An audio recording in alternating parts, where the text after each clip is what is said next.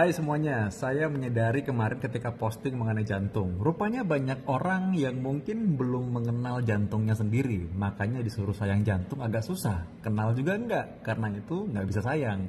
Sekarang nih kita mengenal jantung kita ya. Jantung ini jantung asli nih.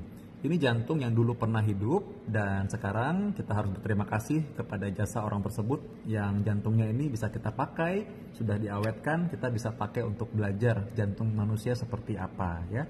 Jadi jantung ini pernah hidup dulunya. Nah, jantung ini ukurannya sebesar telapak tangan kita kalau dikepalkan ya, orang dewasa segini, kira-kira segitu. Adanya di antara kedua paru-paru kita. Sangat berhubungan. Kenapa? Lihat nih ya. Di sini ada pipa nih, pipa yang mengalir ke paru-paru kita, kiri dan kanan. Ya, jadi kita lihat kalau jantung itu seperti pompa air, maka pembuluh darah ini adalah pipa-pipanya. Jadi kalau misalkan pembuluh darah arteri itu mengalir ke seluruh tubuh kita, termasuk ke kepala juga, ke leher nih kita bisa raba ya, lalu ke kaki-kaki kita, ke seluruh organ kita. Itu isinya darah bersih.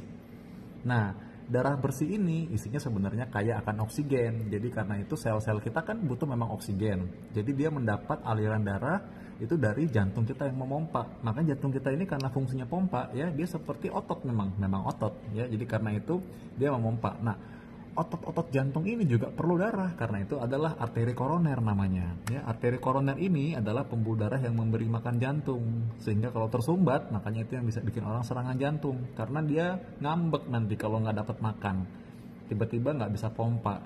Nah, makanya akibatnya dia gagal jantung misalnya ya. Gagal jantung itu adalah kegagalan fungsi jantung. Ini udah nggak gagal paham lagi ya. Nah, jadi karena itu gagal jantung, serangan jantung, dan semua penyakit jantung yang lain itu bisa berhubungan kalau kita bisa tahu penyebabnya apa. Karena itu penting sekali untuk kita ketahui penyebabnya apa aja ya. Nah, kita lihat nih dalam sini juga ada klep-klep jantung tuh, lihat. Ada klep-klep jantungnya ya, ada klep-klep tuh, ada klep, ada pintu-pintunya ya. Supaya apa? Darah yang ada di pompa nggak bisa kembali ke belakang lagi ya. Nah, kita tahu nih tadi nih kalau darah yang bersih isinya oksigen mengalir ke seluruh tubuh. Nah, nanti dari sel-sel tubuh kita, sel-sel tubuh kita kan bermetabolisme, masak gitu. Pasti ada sampahnya.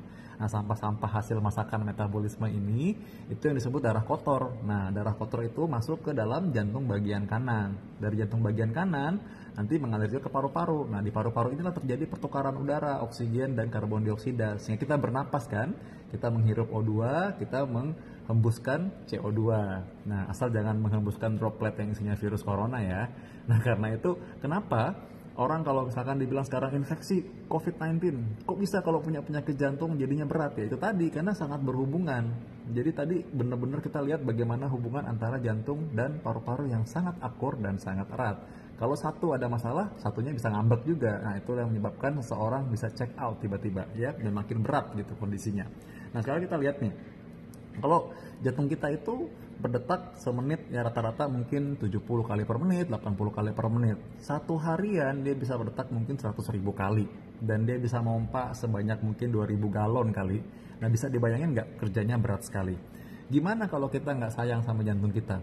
Kita pakai sembarangan, kadang orang olahraga bodo amat, mereka pikir udahlah nggak mau tahu, pokoknya saya boleh merokok, yang penting saya olahraga misalnya gitu ya. Jadi akhirnya dia nggak tahu ternyata di dalam pembuluh darah jantungnya udah banyak plak-plaknya tuh akhirnya. Suatu waktu dia ngambek tiba-tiba jantungnya, karena apa? Udah nggak tahan lagi dengan kelakuan si yang punya ini, suka-sukanya dia, udah makan suka-suka, malas check up, malas di servis, udah kayak mobil aja ngambek jadi monggok. Kalau jantung tiba-tiba minta cuti gimana coba?